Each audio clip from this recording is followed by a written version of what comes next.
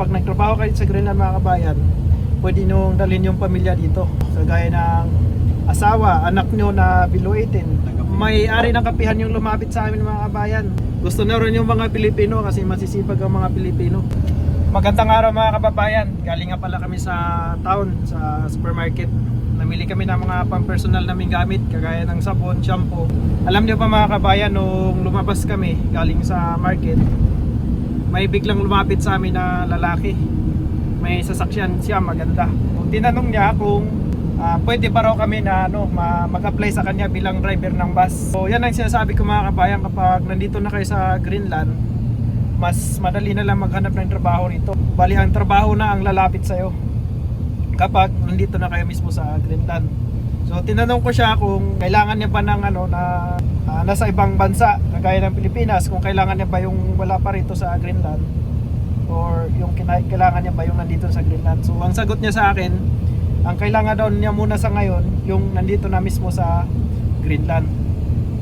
Sayang yung pagkakataon na yung mga kabayan, kasi kung sinabi niya na kailangan niyang galing sa Pilipinas, maaaring makapag-repair ako sa inyo, isa sa inyo, followers ko.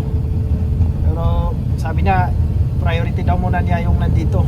Pwede sana yung kung halimbawa partner mo na nandito nagtatrabaho tapos kukunin ka, kasi kapag nagtrabaho kayo sa Greenland mga kabayan, pwede nyo dalhin yung pamilya dito. Pasok yun sa visa nyo, kagaya ng asawa, anak nyo na below 18. Pwede nyo kunin yun, dalhin dito sa Greenland. Yan ang kagandahan dito sa Greenland mga kabayan. Halimbawa nagtatrabaho ka rito, tapos kunin mo yung asawa mo o anak mo, pwede sila magtrabaho rito. Hanggat nandito ka, pwede rin sila magtrabaho hanggat valid pa yung visa mo. Pero kapag ma-expired ka na, tapos papawiin ka na sa Pilipinas, mauwi ka na rin kasama yung pamilya mo. Pero kung sakali na madala may asawa mo rito, tapos nakahanap siya ng trabaho, tapos may mag-sponsor na visa, pwede rin yun. Pwede ba yun, Gao? Oh, pwede yun. Pwede yun? Oh, sponsor. Sponsor, no?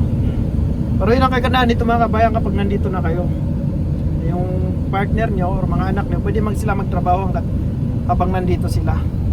So yun mga kabayan, sayang yung pagkakataon na yung driver ng bus na hinahanap sa kapihan ba yun? May-ari ng kapihan, no? May-ari ng kapihan. May-ari ng kapihan yung lumapit sa amin mga kabayan. Gusto na rin yung mga Pilipino kasi masisipag ang mga Pilipino. Ganun tayo kakilala sa ibang bansa mga kabayan. Sobrang sipag natin sa tingin nila. Full time na yung kailangan niya.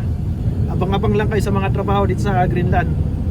Kaya rin ang pala rin sa susunod na makapunta rito at makapagtrabaho.